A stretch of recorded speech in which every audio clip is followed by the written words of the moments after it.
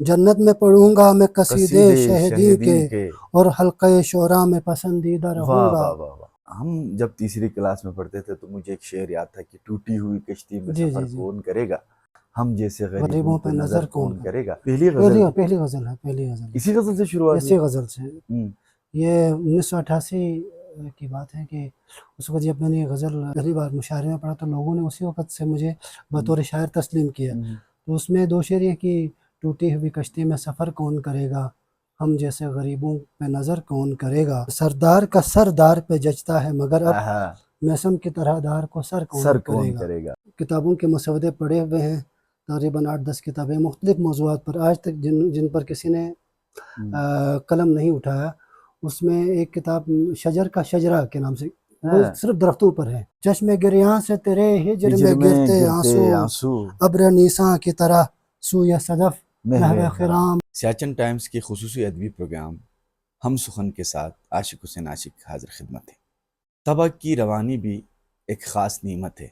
अपनी रवानियत तबा जूदगोई के हवाले से गिलगित बल्तिस्तान में मारूफ, खुसूसन बल्तिस्तान के सीनियर शायर फरमान अली ख़याल साहब आज हमारे मेहमान हैं। साहिब किताब, साहिब इसलोब और ख़ूबसूरत लब व लहजे के शायर हैं। नसर निगारी में भी कमाल का मलिका रखते हैं।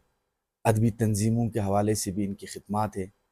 गिलगित बल्तिस्तान की पहली अदबी तंजीम हल्क़े इल्म व अदब के सदर रहे हैं। हम उनको प्रोग्राम हम सुखन में खुश आमदीद कहते हैं। खुश आमदीद फरमान ख़याल साहब, बहुत शुक्रिया। और आपका शुक्रिया कि आपने वक्त दिया सियाचिन टाइम्स को और हमारे हम सुखन के नाजरीन को। बता दीजिए कि कब से आप शेर व अदब की दुनिया में हैं और कैसा तजर्बा रहा। आशिक भाई तकरीबन कोई 35-38 साल हो गए।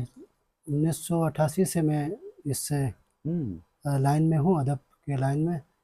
तो अब तक जारी है, मश्क सुखन जारी है।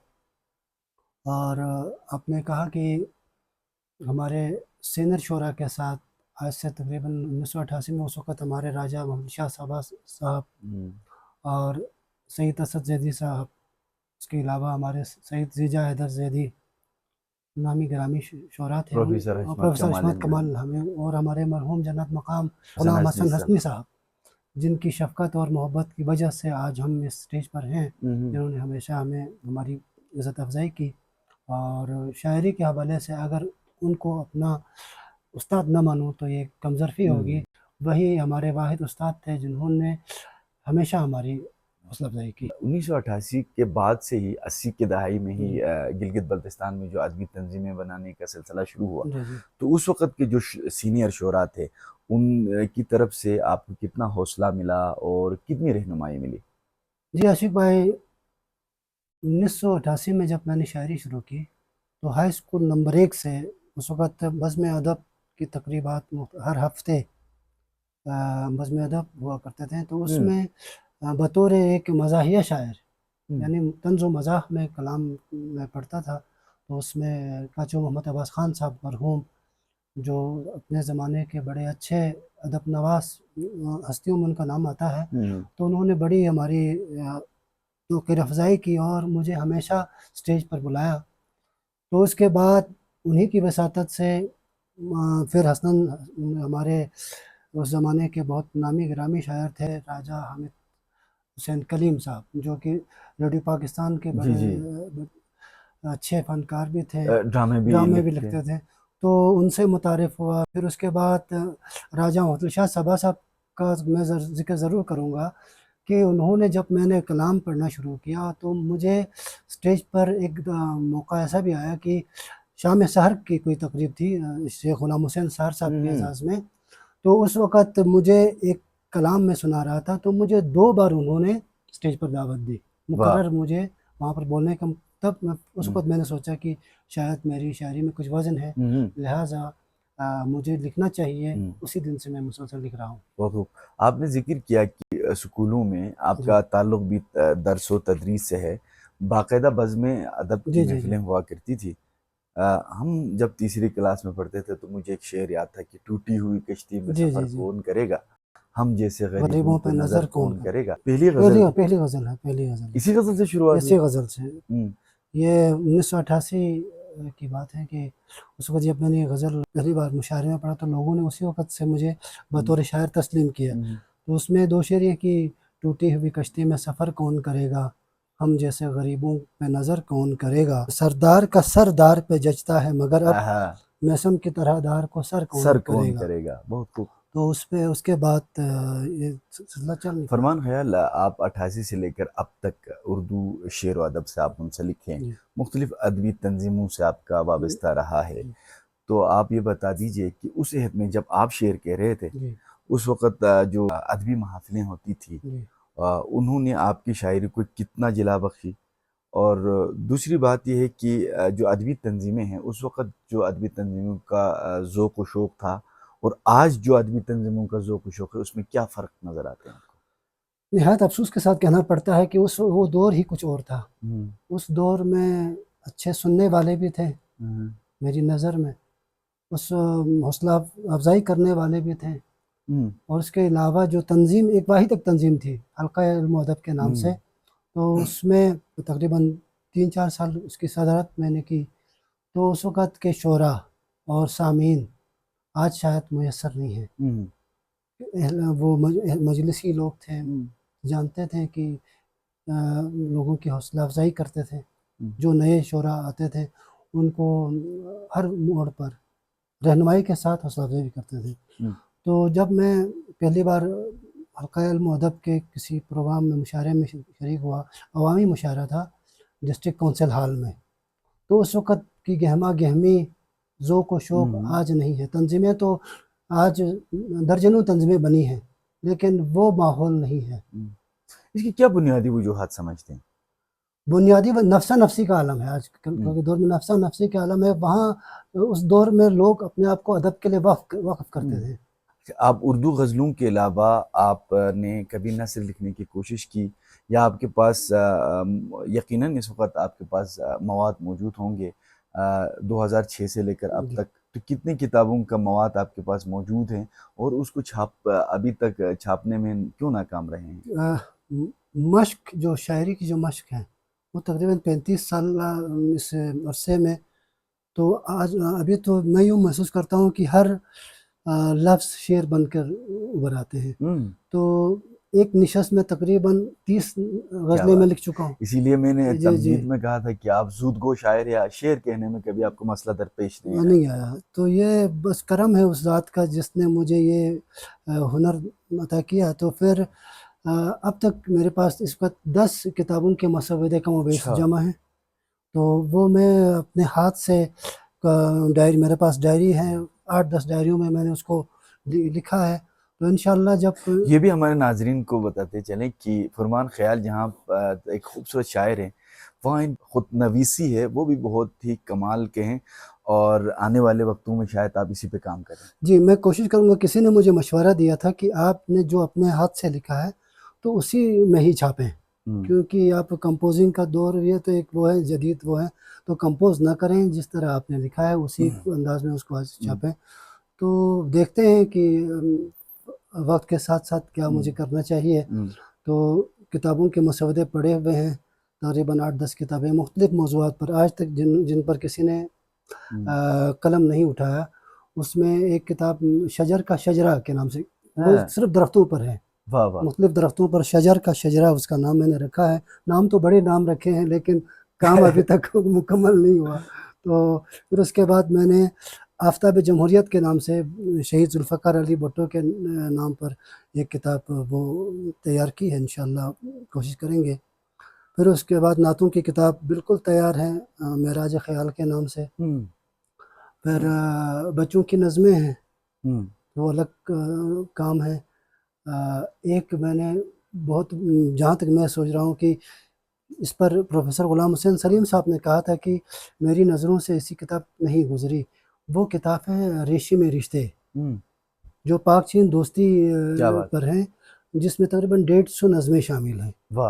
تو پاک چین دوستی جو ماضی میں اور مستقبل اور حال کے اس آئینے میں نے پاک چین دوستی کو دیکھنے کی کوشش کی اور اس کو نظم میں اتاری ہے. تو اس میں 150 نظمیں شامل ہیں. چلیں ہم اسی کے ساتھ ساتھ آپ سے کوئی انتخاب کلام سنتے ہیں. پھر ہم آگے بڑھیں گے، آپ سے گفتگو کا سلسلہ جاری رکھیں گے. منقبت سے چند اشعار کی عطا. شاعر ہوں میں شبیر کا تابندہ رہوں گا، آہا. شاعر ہوں میں شبیر کا تابندہ رہوں گا، فرخندہ و رخشندہ و پائندہ رہوں گا، واہ واہ. فرخندہ و رخشندہ و پائندہ رہوں گا، نظروں میں بسائے ہوئے کربل کے مناظر، آہا.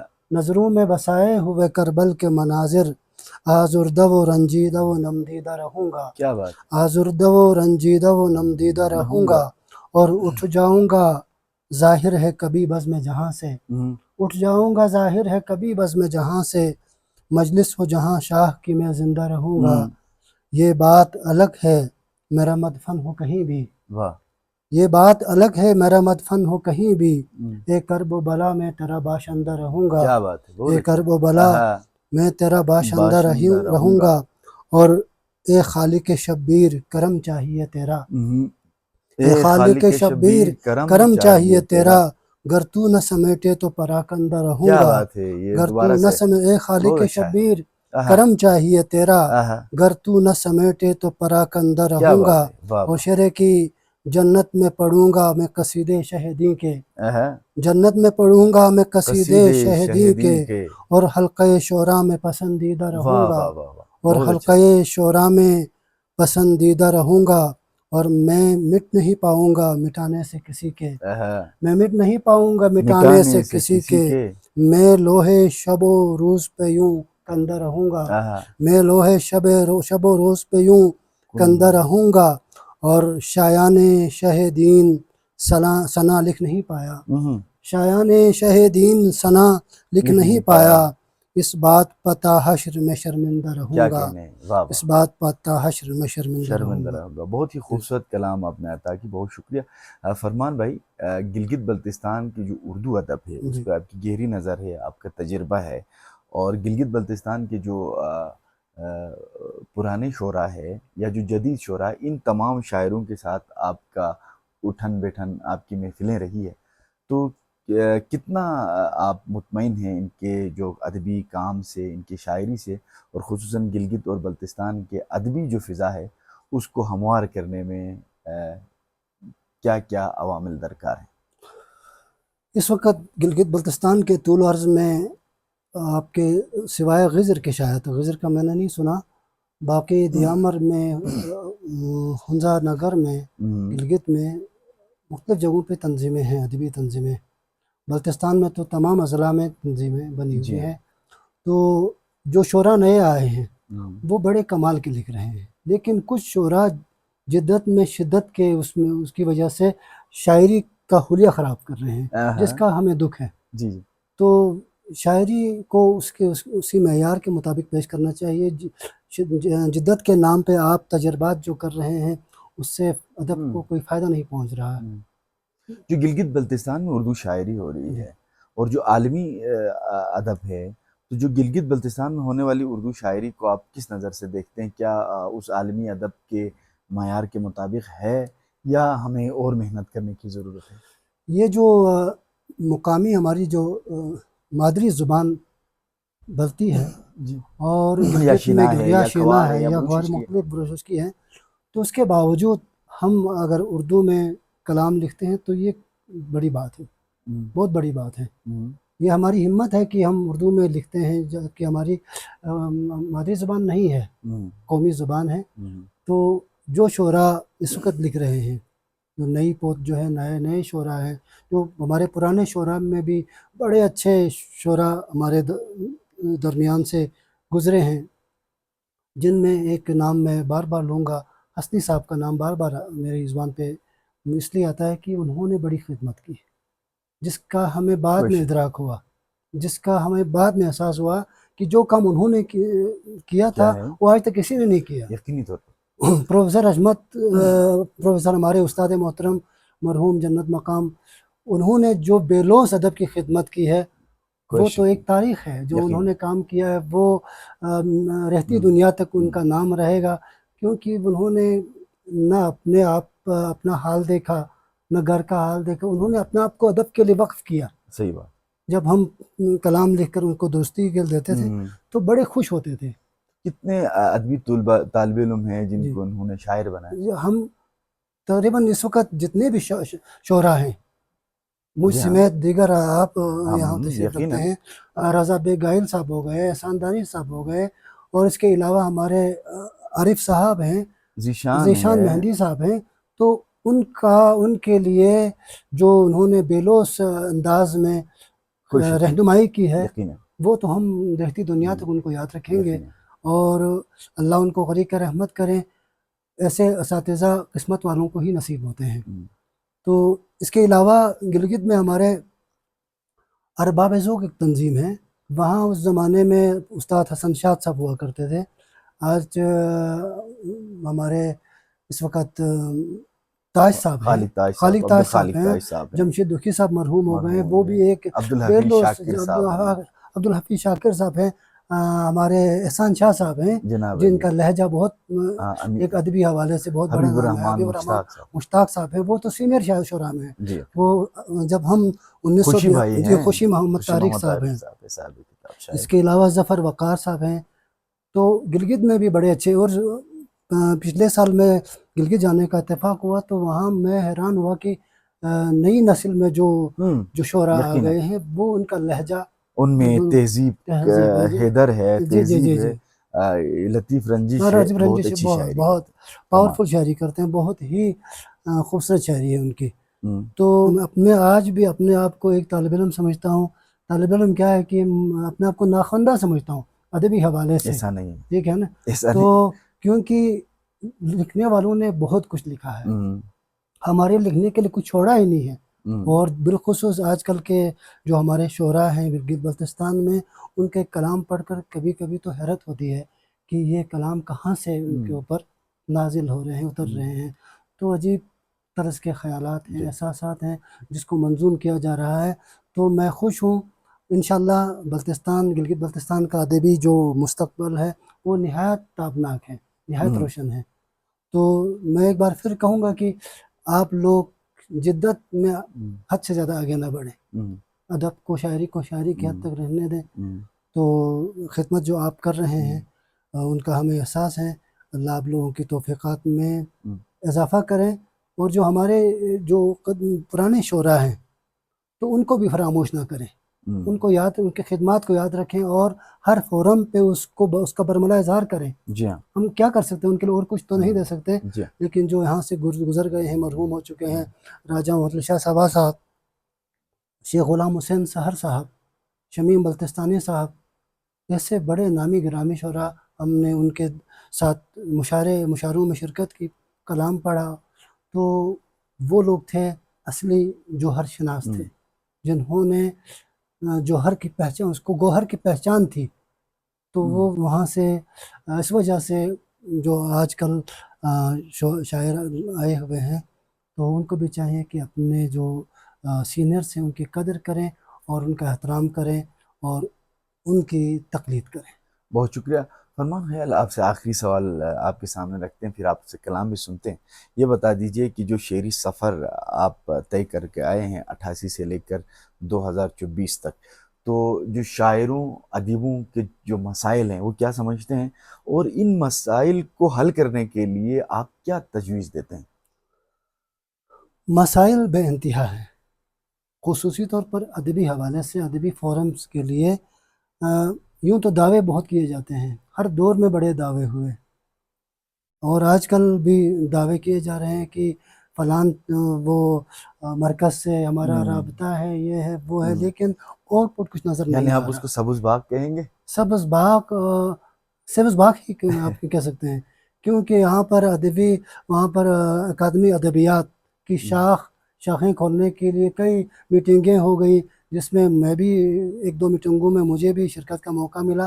لیکن یہ جو سبز باغ دکھانے کا سلسلہ کچھ طول پکڑ رہا ہے. خدشہ ہے کہ شاید یہ ہماری اپنی زندگی میں نہ ہو. یعنی آپ یہ کہنا چاہ رہے ہیں کہ جو شعراء اور ادباء کے جو مسائل ہیں اس کو کبھی سنجیدگی سے لیا ہی بالکل نہیں نہیں دیا، بالکل نہیں لیا. آپ کو مختلف تقریبات کے لیے جب کوئی مشاعرہ ہوتے ہیں تو 5,000 10,000 میٹر خرچ جاتا ہے تقریبات کے لیے. اتنے دور سے ہمارے شعراء آتے ہیں، گلگت سے شعراء اسکردو آتے ہیں، اسکردو سے گلگت جاتے ہیں، اس کے علاوہ مختلف اضلاع سے، شیگر سے، روندو سے، خپلو سے بیچارے شعراء، بے روزگار شعراء جن کی مالی حالت کچھ بہتر نہیں ہوتی، وہ لوگ آتے ہیں رات کو ٹھہرنے کے لیے، ان کے پاس وسائل نہیں ہوتے ہیں، آمد و رفت کے لیے کوئی ان کے پاس مسائل ہیں، لیکن ادیبوں کا خیال رکھنے والا کوئی نہیں ہے۔ شاعروں کو واہ واہ تو کرتے ہیں، واہ واہ سے ان کا پیٹ نہیں بھرتا، کیا بات واہ واہ سے ان کی کتابیں چھپ کر منظر عام پر نہیں آئے گی۔ تو ان کو چاہے کہ عملی طور پر حکومتی سرپرستی میں آپ پیسے شعراء کے ہاتھ میں نہ ڈال دیں۔ ہمیں نہیں کہتے ہیں کہ آپ پیسے ہمارے رقم کم از کم دیجیے، شعراء آپ کے ایک جو کمیٹی بنا لیں، کمیٹی کے پاس کتاب لے جائیں، جو کتاب بہتر لگے اس کو چھاپیں۔ ہم یہ نہیں کہتے کہ میری کتاب چھاپیں، عاشق کی کتاب چھاپیں یا کسی اور کی کتاب چھاپیں، آپ ایک کمیٹی بنا لیں سینئرز کی، تو اس کمیٹی کے تھرو آپ ان کو چھاپنے کے لیے وہ خود جہاں سے چھاپیں، ہمیں کتاب سے غرض ہے، اور کتاب کی جو رائلٹی ہوتی ہے وہ شاعر کو ہی ملنا چاہیے۔ صحیح بات۔ کتابیں چھاپی جاتی ہیں مختلف ناموں سے، لیکن بیچارے شاعر اپنی کتاب ڈھونڈتے پھر رہے ہیں، اپنی کتاب کی کاپی کے پیچھے پھر رہے ہیں، سرگردہ۔ یہ بہت خدا کی قسم مجھے تو کبھی کبھار رونا آتا ہے۔ آپ کی تشہیر اپنی جگہ، لیکن تشہیر کے ساتھ اس کی تھوڑی سی مدد بھی ہو۔ یقیناً آپ کتابیں چھاپیں، 150 چھاپیں، 200 چھاپیں، 3 چھاپیں، اس کی پوری رائلٹی حق اس کا بنتا ہے، خون پسینہ اس کا، شاعر کا ہے، تخیلات اس کی ہے، مواد اس کا ہے، سب کچھ اس کا ہے، لیکن آخر میں اس کا پھل کوئی اور کھاتا ہے تو بہت دکھ ہوتا ہے، بہت افسوس کے ساتھ کہنا پڑتا ہے۔ شاید کہ میری بات گراں گزرے مختلف لوگوں پر، تو خدا کے لیے میں ان سے بھی دستبستہ گزارش کرتا ہوں کہ آپ جو شاعر کا حق بنتا ہے اس کو دے دیں، یہ اس کا حق ہے، اس نے ایک عمر اس کے لیے وقف کی ہے، زندگی ہم نے تج دی ہے اس راہ میں، تو آپ ان شعراء کی حوصلہ افزائی کریں، کھل کر کریں، آپ اپنے جیب سے نہ کریں، کہیں سے بھی ان کے لیے ان کو سہولت فراہم کریں۔ ہمارے پاس اگر تھوڑی سی آپ لوگ رہنمائی کریں، تعاون کریں، تو مستقبل قریب میں درجنوں نہیں بلکہ سینکڑوں کتابیں آ سکتی ہیں۔ بالکل۔ تو اس کے لیے حکومتی سرپرستی بہت ضروری ہے۔ میں ایک بار پھر کہوں گا، جو ہمارے سینئرز ہیں، آپ ایک کمیٹی بنا لیں شعراء کی، جو سمجھنے والے ہیں، اہل قلم ہیں، وہ ایک کمیٹی بنا کر کلیکٹ کریں، کتابیں لوگوں کی جمع کرنے کے بعد پھر اس کو مواد کو چیک کریں، اگر اچھا لگے، بہتر لگے تو آپ اس کو چھاپیں۔ میں یہ دوبارہ کہوں گا کہ کچھ لوگوں کو شکایت ہے کہ فرمان خیال کتاب وہ کرتے ہیں اور کتابیں نہیں آتی ہیں۔ یار ہمارے 100 مسائل ہوتے ہیں، وہ یہ نہیں سمجھتے کہ ہمارے مسائل کیا کیا ہیں۔ کبھی کسی نے پوچھا ہے کہ آپ کے کیا شعراء کے کیا مسائل ہیں؟